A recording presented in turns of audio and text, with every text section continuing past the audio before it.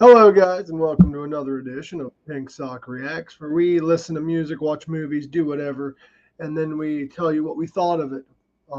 We would do it on the air, but legalities sometimes. I know you can watch some things on here, and there's some technicalities, but I don't want to go through all that shit. How's everybody doing this morning? How you doing this morning, Greg? I'm all right. I had 2 naps today. Damn, dude, I woke up this morning. I didn't go to bed till like late last night, and then I woke up this morning kind of early, and then I tried watching this movie. I fell asleep, and then I watched it again. I watched it. I got home from a late night swim down at the beach, but it was so damn hot. Dude, that sounds amazing right now. I wish we had a beat. Sorry. If you were living close, ever come down here during the summertime or something, man, I would live like 5 minutes away from the beach. Bro, I need to move to Australia. Yeah, I promise that animals will kill you, bro. So, Gorak, this movie has an amazing cast. I didn't even realize the cast they had. Yeah, and at the beginning, I don't know if Scream 6 came out before this or this came out before or after Scream 6, but didn't the start of the movie reminded of Scream, not Scream 6, Scream 5. Then the intro of this movie started off like Scream 5 with Jenna Ortega. It was very briefly reminded me of that. Especially the beginning. However, the beginning also kind of reminded me a bit of like an old 70s or 80s horror movie intro. Yeah, that was kind of cool too. But and guess who did the music score? The music score, I'm not sure who did it. Wasn't it Foo Fighters? No, it was the drummer from Stone Sour, Roy Maguire, whatever his name is. Oh, I had no idea. Yeah, John Carpenter and his son also did the music score on this as well. Damn, so it was not only had an amazing cast, but it had an amazing song, amazing people behind it to help make it. Yeah. The cast, this is the first time I've really seen Dave Grohl act other than Tenacious D and the Pick of Destiny. Yeah, another good movie. Yes. If you're not sure, Dave Grohl is in that movie and he does play Satan. Yeah. Well, that's neither here nor there. This movie is starring the Foo Fighters, which is Dave Grohl, Nate Mendel, Pat Smear, Taylor Hawkins, Chris Shiflett, and Rami Jeffy, but it's also starring Whitney Cummings, Leslie Grossman, Will Forte, Jenny Ortega, and Jeff Garlin. And John Carpenter was in it. John Carpenter was in it, and Kerry King of Slayer was in it. And the guy from the Slayer video clips in the last 3 Slayer video clips in the Relentless album. I did notice that. He was in it as well. Yeah. Now, people are probably wondering, since we're kind of ranting about who all's in the movie, let's do a little bit of a back thing with this movie, and then I'll kind of get into the plot a little bit. This movie was made by Open Road Films and Briarcliff Entertainment. This movie did have a theatrical release, which I think was cool. It was directed by B.J. McDonnell, and the story was written by Dave Grohl. This movie had a budget of $1 million. Well, no, the box office was $3 million. I'm not sure what the budget was. I couldn't find it. At least not on Wikipedia. This movie got a lot of mixed reviews, which is expected. This movie, to me, before I really break down into it, the filming of the movie took place in the same house that the band recorded Medicine at Midnight. So that haunted house is the same house that they were recording an actual album in at the time. The fake band in the beginning of the movie, because the movie starts off with that woman that she had her legs all screwed up and her band was getting killed or whatever before Dave Grohl and company showed up, which took place in 1993. The name of that band was Dream Widow, which actually Dave Grohl released an actual album under that name. The movie starts off with you see this band dying in front of, like, this band gets killed, and then you skip to modern times where Foo Fighters is having an issue of writing an album because they have writer's block. They end up in the same house that band was killed in. Dave Grohl ends up fascinated with the music. I'm going to kind of like quickly go through the storyline, and then we can talk about our favorite shit. So spoiler alerts, guys.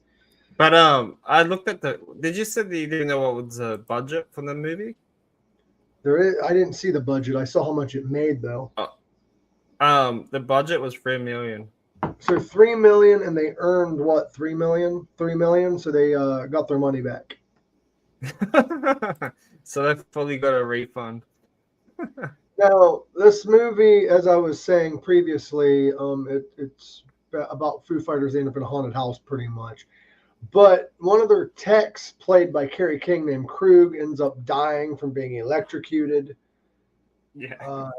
And they dedicate the album to him. They continue to make the album, but each band member slowly gets killed off one by one.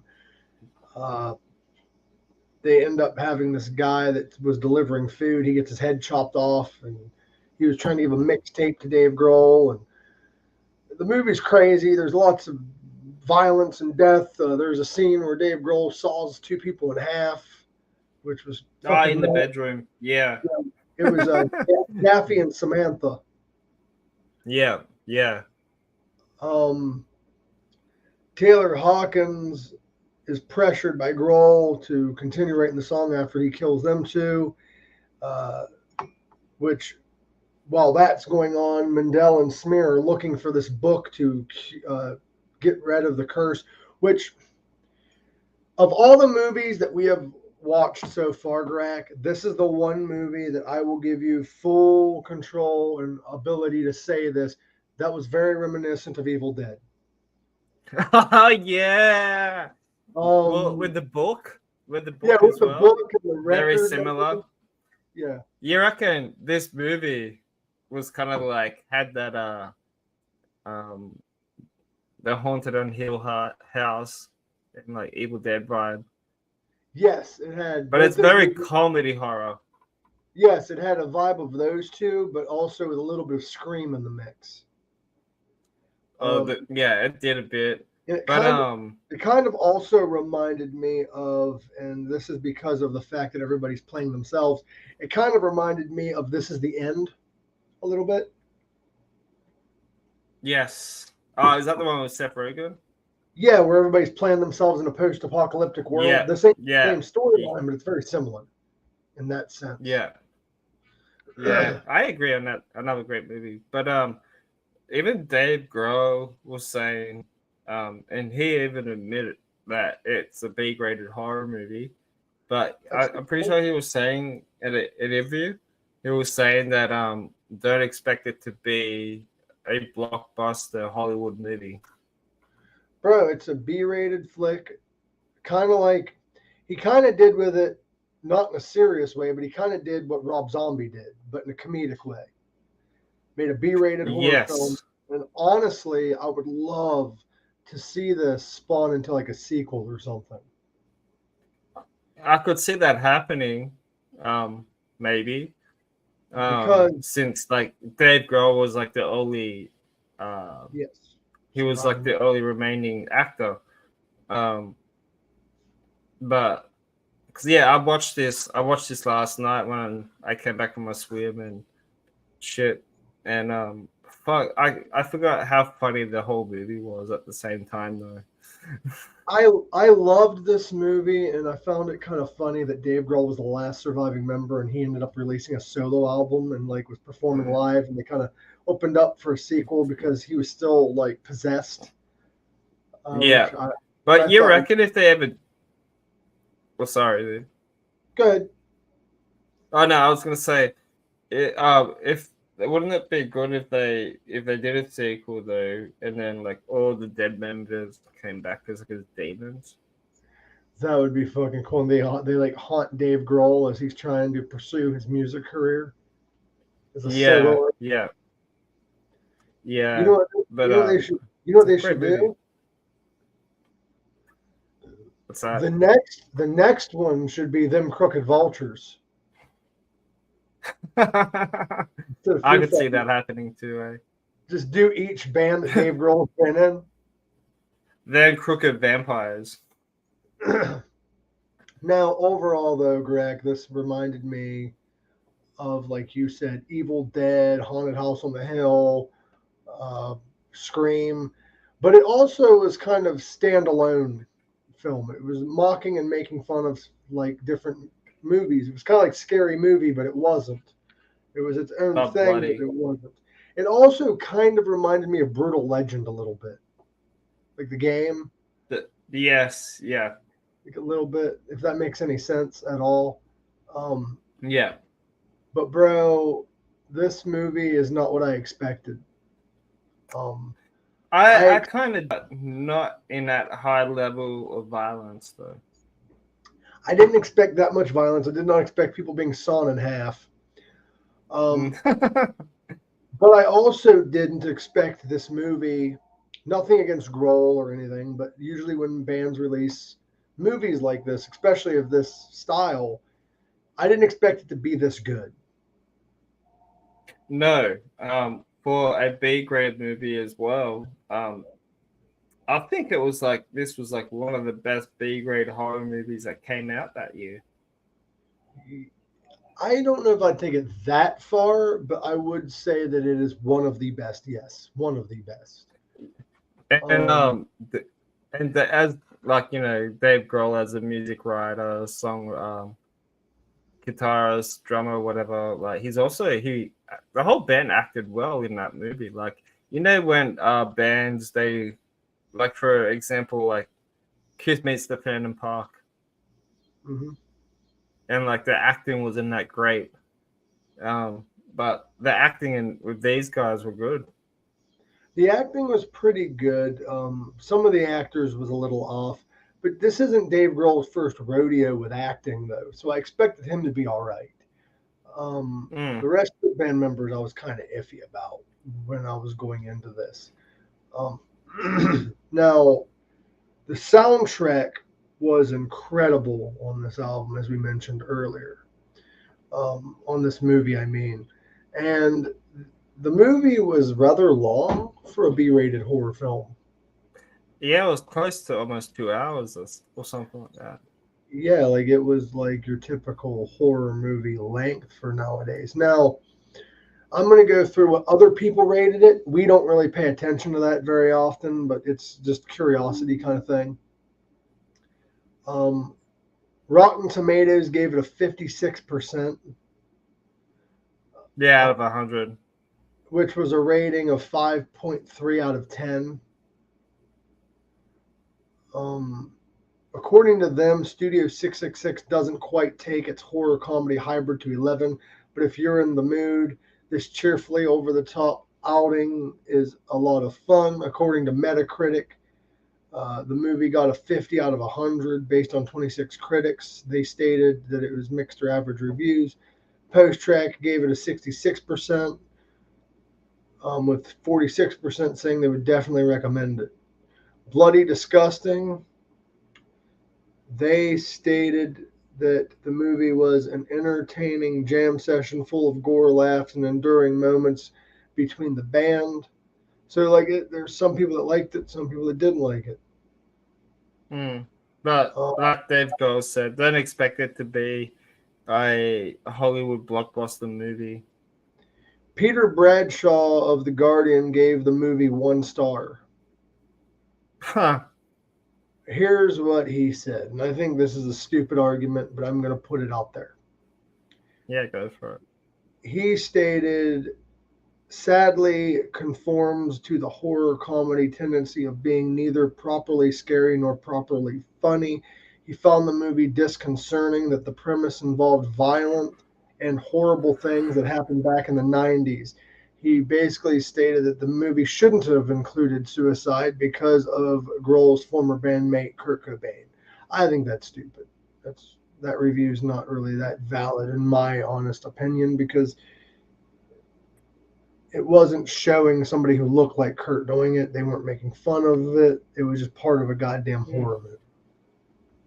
Yeah.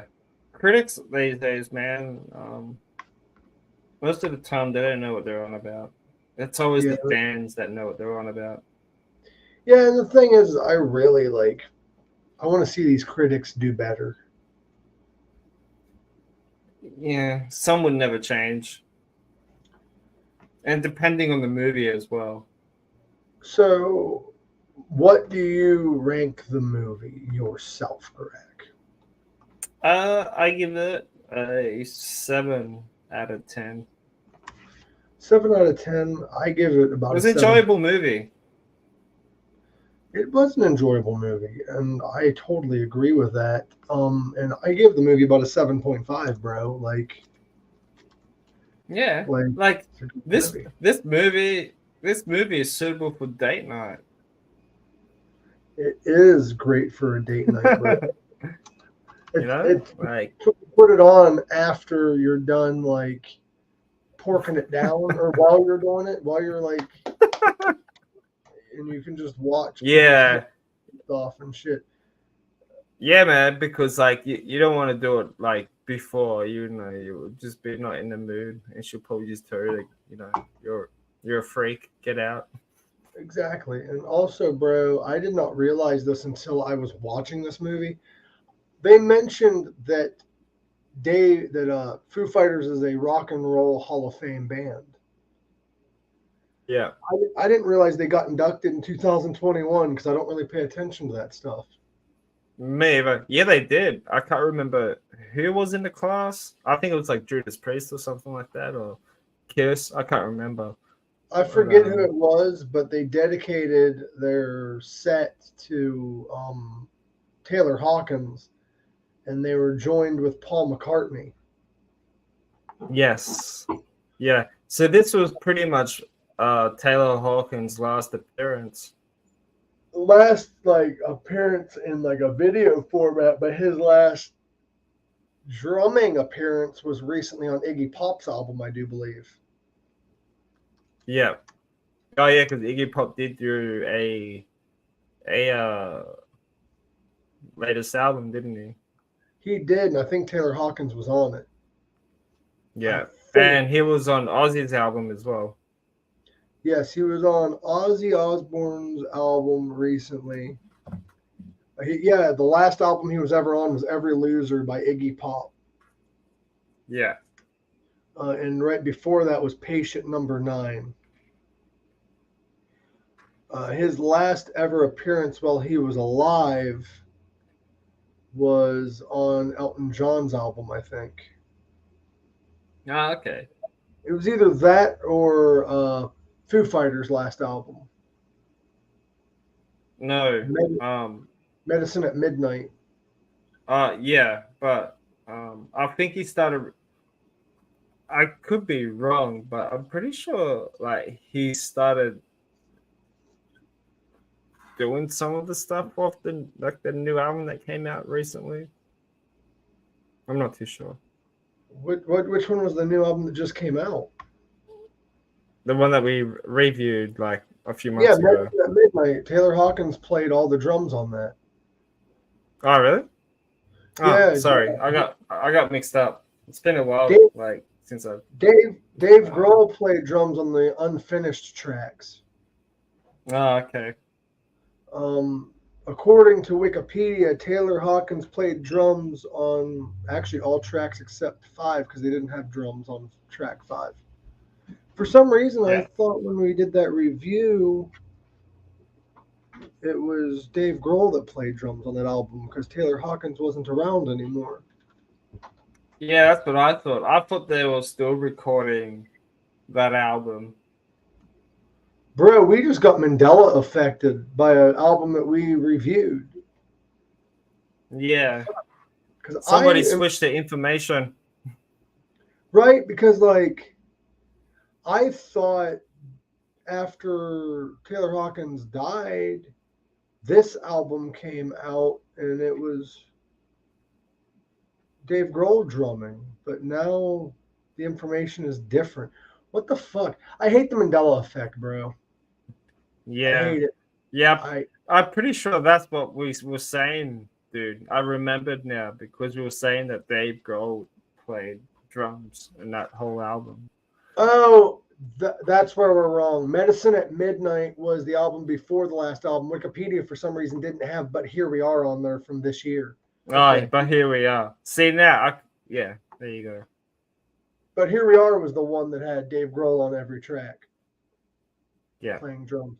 What I found kind of funny about this movie, one thing I would have changed, I wouldn't have had Dave Grohl being the only surviving member at the very end of the movie, but I thought him being the only surviving member was funny because the Foo Fighters is pretty much started off with him and it ended with him. Yeah. Exactly, yeah. How, like, Pat Smear's friggin' Pat Smear's character on this movie, he's too happy. Do you think the Foo Fighters are actually like that? Maybe.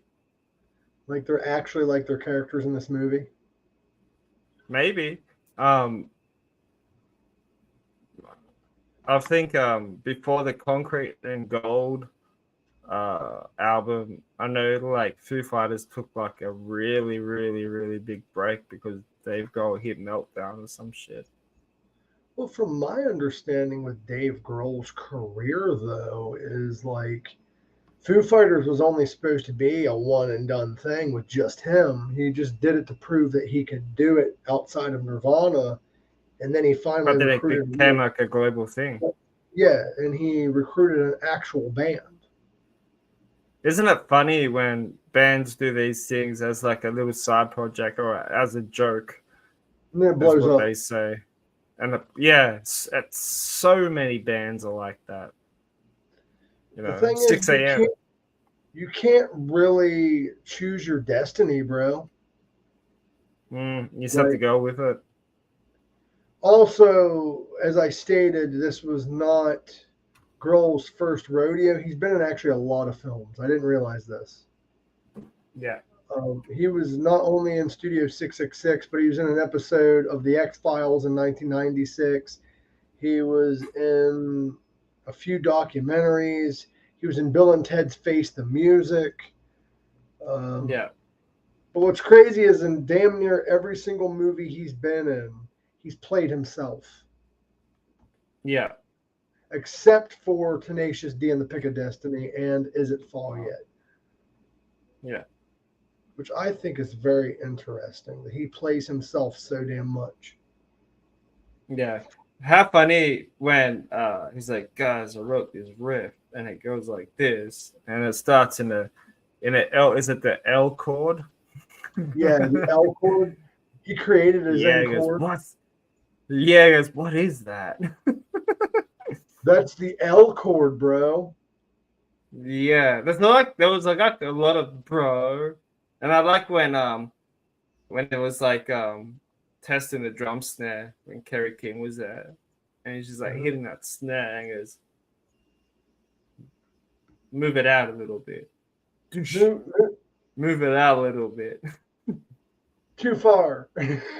Yeah, it's too far, and he goes, no, bring it back, and he's like, did you hear that? Yes, Dave. I fucking love it. Like, I love every little tiny thing. This movie, I gave it a 7.5, so we'll just say 7 total for Pink Sock. But the reason why isn't because I love Foo Fighters. It's because I love the campy horror movies. I love the fucking that kind of shit. Yeah, and it's actually really good to see. I find like watching B-grade horror movies are fun to watch than like the blockbuster horror movies these days. It is. B-rated horror films because like, are. oh the shit, yeah, because they seem so real, though, with the cheesy effects. Mm-hmm. You know, none of that fucking computer CGI. I think the reason why shit. we prefer it is because we grew up kind of, you're a little older than me, but we kind of grew up in an era where we not only watched like 90s or 2000s horror movies, but we watched the older ones. And the thing is those ones have a different feel to it. And I feel like that feel is starting to come back, and people are realizing you don't need to spend billions of dollars to make a horror movie.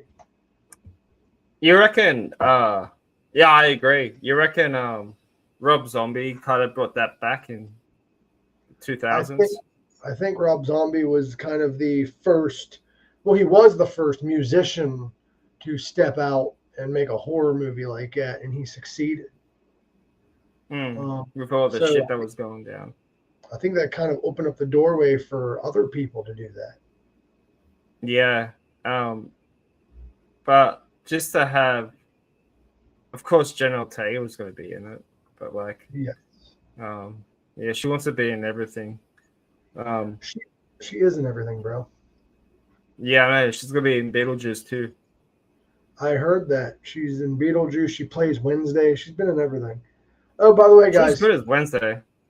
Coming up, sorry to interrupt you, Greg, but coming up on Pink Sock on the 29th, which is next Friday, we have Gary Peterson of the Guess Who live on Pink Sock Podcast. That is Friday, September 29th at noon Eastern Standard Time. Greg, what are we doing next week for Pink Sock Reacts? Shit. Have we done Alice Cooper's new album? We were talking about that, but then should we keep that for the Halloween special? I don't know though, because we have a lot of albums and movies to cover, bro. Yeah, let's do Cooper's album and see if we can get Ryan Roxie back on the show. I'd love to get Ryan back on. Also, another album that we could do. It's up to you. We can also do Horrifier. I don't think we did that one. Wednesday 13's latest album. Oh yes, that's like that's very 80-ish, bro. Like, have you listened to it? Yeah, I've listened to it. Have we reviewed it though? Because I don't know if we have or not. We haven't, but like, it had that very 80-ish glam, like sort of like glam 80s hair metal style vibe. Actually, I have an idea. How about we don't do Alice's new album yet? Yeah. However, I would like to cover an album, in my opinion, is very underrated for an Alice Cooper album, and it got a lot of hate when it first came out, but I loved it.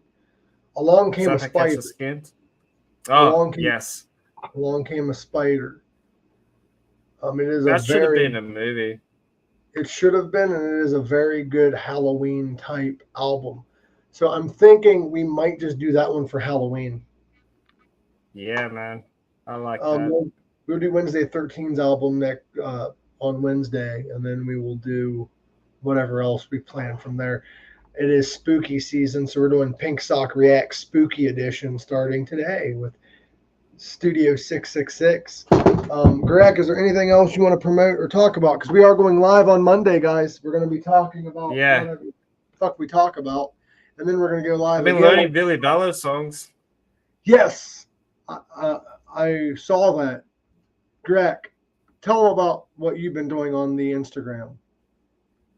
I posted up my first cover video in like maybe almost a month.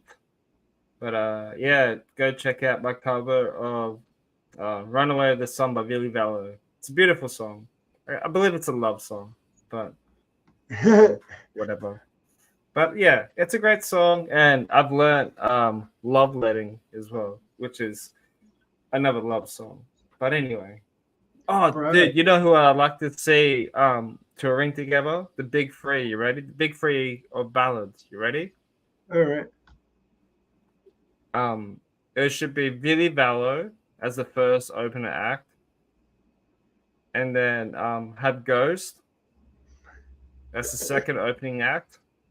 Uh-huh. Because Ghost got some really cool ballads, right? Uh-huh.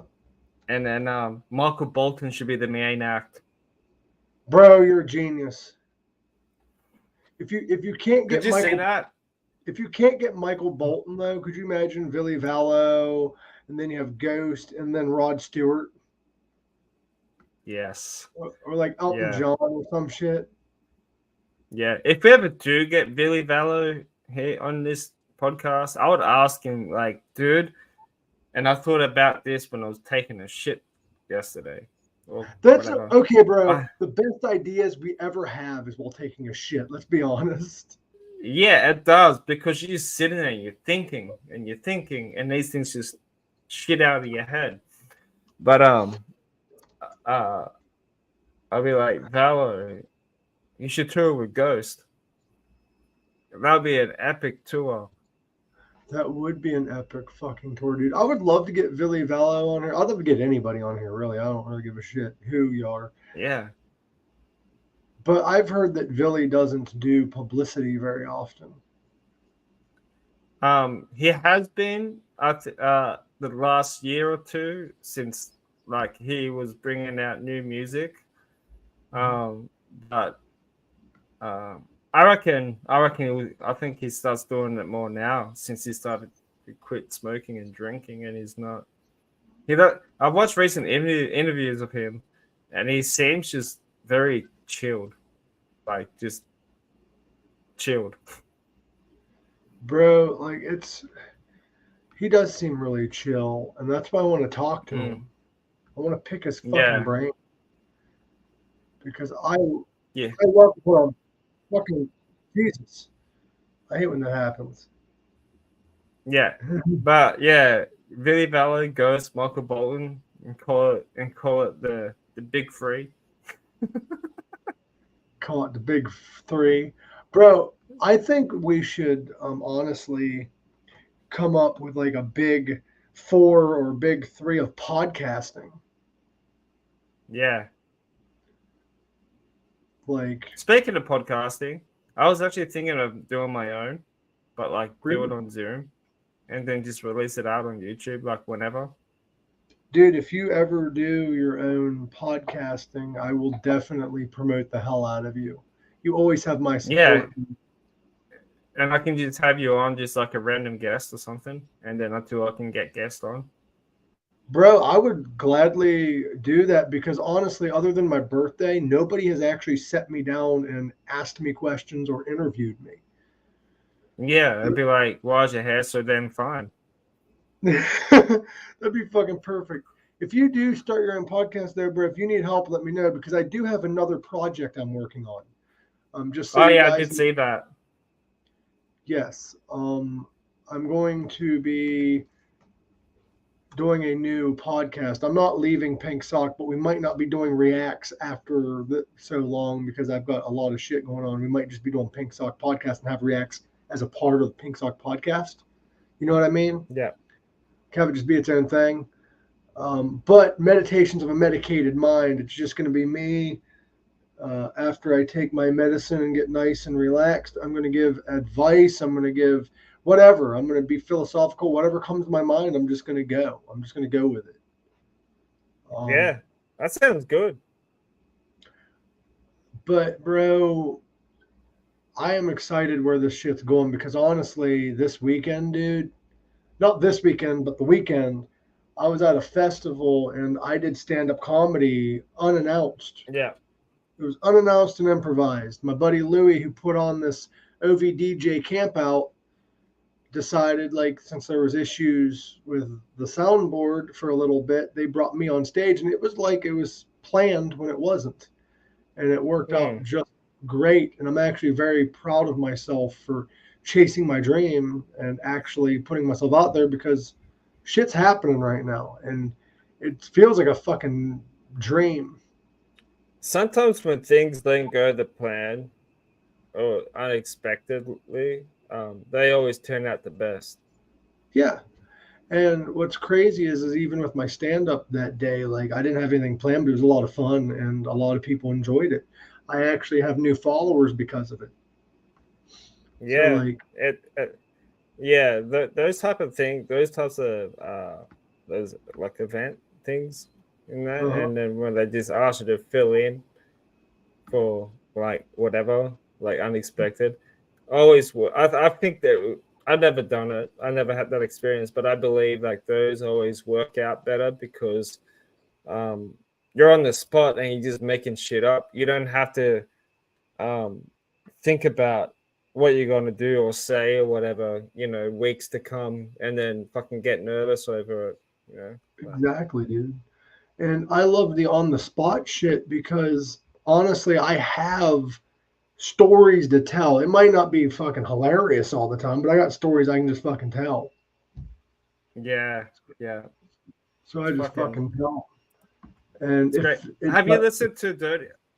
What's that, if it sorry? doesn't work whenever I'm doing comedy, at least I know that story won't work. Continue what you were saying. I'm sorry. I was finishing my thought. Oh, oh no, sorry, man. I drank a double shot of coffee and it's like 2:30 in the morning. Well, it doesn't But help, Greg. It doesn't help that we both are caffeinated, and also there's a bit of a lag, yeah. at least from me. So it's hard for us to like talk like we do. So if I interrupt you or you interrupt me, it's no hard feelings on my end. I apologize as well because I do that from time to time. Have you listened to that album yet? Which album? The Studio 66, the Dream Window, whatever it's called. Yes, I have. I would love to What do review you that. think? It's fucking. I was reading up on it and how, and I love this album too. The same look when the Foo Fighters did the Bee Gees. That was a great album too. But they said this was like it's like Rush and doom metal. Well, the thing is, though, what is it called? Dream Widow. You can actually find it on Spotify. Dream Widow is not the Foo Fighters. It is the Foo Fighters, but it's a different band because it's death metal. And Yeah, but if this was under the Foo Fighters, it's not really connected to the movie, though. It's part of the movie. Like it's a band in the movie, but it's not part of the movie. Yeah. This was part of the this was on the Foo Fighters thing on Spotify. Then I think they might have removed it and made it its own thing instead. I think it's both. I think it's one of those things where you can go on Foo Fighters and find it, or you can go on Dream Widow and find it because they credit both. But it's it's a great album. It's like if Rush and Down had a baby.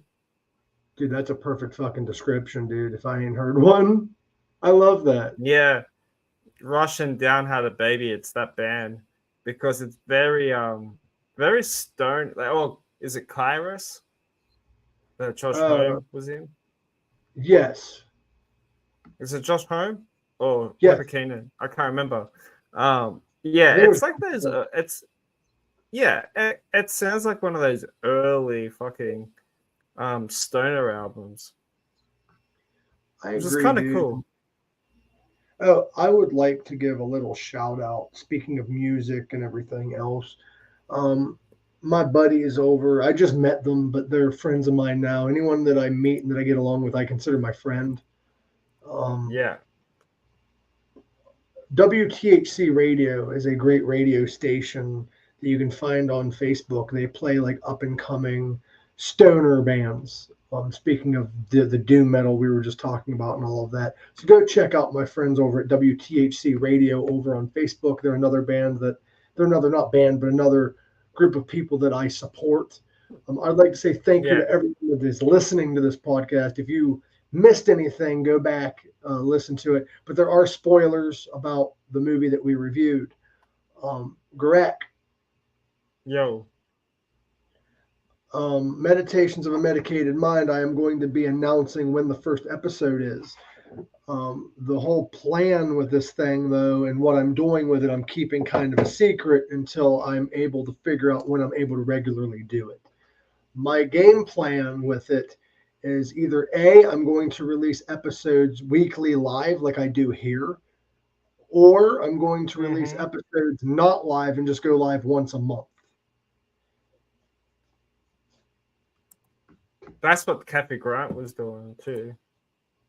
Yeah, well, like I was thinking about just pre-recording and just releasing a bunch of episodes, like have a bunch of episodes on the back burner and just release them each week, the same day each week, and then just go live once a month.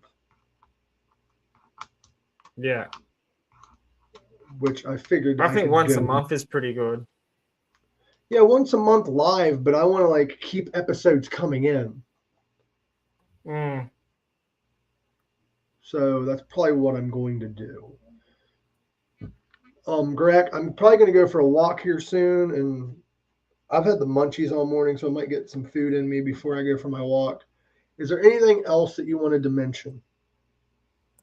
Go watch this movie, man. It's yeah. Man, like I love. I need to start doing like a B-graded horror marathon one day on my own. So Gorak, while we're on the air, let's just talk about this. You said you want to start your own podcast. Yeah. If you're serious about this, I can help you create it. Because my mindset is I know you're not leaving Pink Sock. You want to do your own thing, which I respect. Yeah. So, but I want to help you. I don't want to like be that way where it's like, oh, we're a competition now. There is no competition. We're all helping each other. Yeah. But if you ever get to the point where you want to fully do your own thing, I will not hate you for it. Yeah. It probably won't be weekly. It'll probably just be whenever I can do it. Well, I get it, but I know you've been like I said, but like then I can have like you on there. Yeah, and what I was saying is if you get to the point where like you can't do Pink Sock all the time and you'd rather do your own thing and build your own platform, I would respect that, and I would even help you. Yeah. Yeah. Like you always have a home here. Yeah. You always have a home on Pink Sock, but you don't have to do it every week if you have your own obligations. Yeah. But it'd be good to like promote both of us too, because like if this ever happened, which it might happen whenever I think it's right to do, but if I can get guests on to my podcast, then I can always swing it way to yours. You know what I mean, or to ours or whatever. What I was thinking about doing is I did mention, getting back into interviewing, and not in the aspect that I'm interviewing on here, but like different interviews with people that aren't comfortable with the whole Pink Sock name. I might just go back to Audio Vein Entertainment and do Pink Sock as just me and you and whoever guests that we can find that we are friends with or people off the street or whatever, and keep this as entertaining as possible while doing a separate thing that is just purely interviews. Yeah. 100%. Because it would help get me out there, and then I have my comedy thing, or our comedy thing, I should say, and then you have your thing, and then I'll have my my cannabis thing. Yeah. Like we can go that route. Yeah, man. But we'll figure it out, bro. Do you need help coming up with a name for your podcast? Because I can help you. I can send you a bunch. I can send you a bunch of ideas, and I can even send you some logo ideas and shit. Yeah. All right, let's do this, bro. I will chat with you later. I'm going to probably go for a walk with my mama before I return to work. Fun. But I love you, Gorak, and I want you to know that no matter what you choose to do, if you choose to do your own podcast, whatever, I fully support you, and I will help you. I am Batman. You are Batman. Much love, and as always, live long, rock hard, guys. Yeah, motherfucker. Be nice. Don't be a cunt. Yes. And by the way, Grixie couldn't be here today because he's sick. Get well soon, brother. Live long, rock hard, guys.